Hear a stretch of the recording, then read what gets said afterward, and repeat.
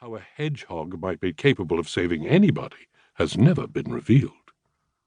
Dogs have saved the lives of humans, as have horses and even, famously, Capitoline geese, but never have hedgehogs been credited with such service to humanity.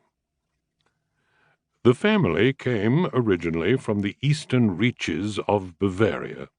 The earliest von Igelfeld is recorded in the 16th century in a reference in a land charter granted to a Heinrich von Igelfeld, proprietor of a farm endowed with 2 active mills. After that, there are 120 years of obscurity until another document records the transfer of a substantial estate to one Franz Joseph Graf von Igelfeld, now apparently a count. Some 80 years later the title seems to have disappeared, and the next von Igelfeld to be mentioned in any records has been demoted from Graf to Freiherr. That particular von Igelfeld owned a substantial parcel of land and may be assumed to have been wealthy, but a brief letter that has survived in the family archives refers to the problems that resulted from his having forgotten where his land was. And that difficulty dictated the fate of the family over the following years. There was an estate somewhere, but nobody knew where it was. By the time of Moritz-Maria's father, Hans Christian von Igelfeld, the family had largely lost contact with the land, although at least one uncle continued to be landed.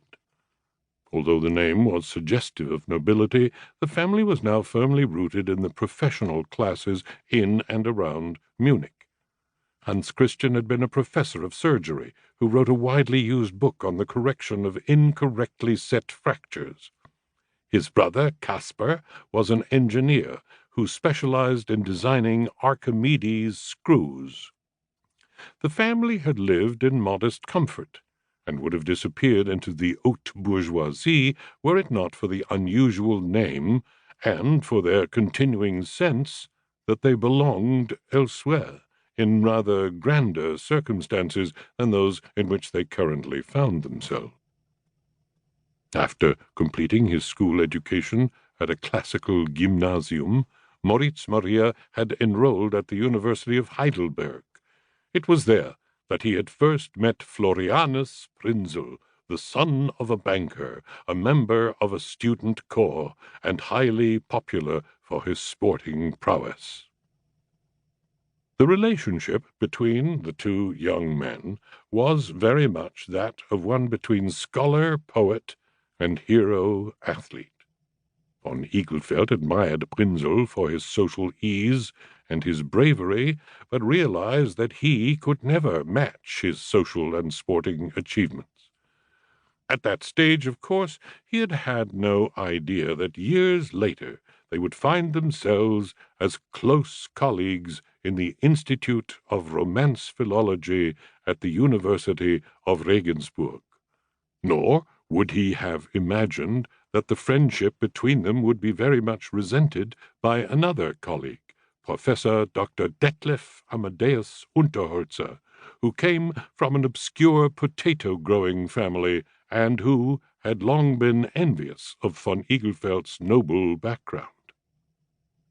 Of course, Unterholzer had other reasons to bear a grudge against von Igelfeld. These centered on von Igelfeld's role in the events that had led to the amputation of 3 of Unterholzer's Dachshund's 4 legs, requiring the dog thereafter to get around on a set of wheels strapped to his abdomen.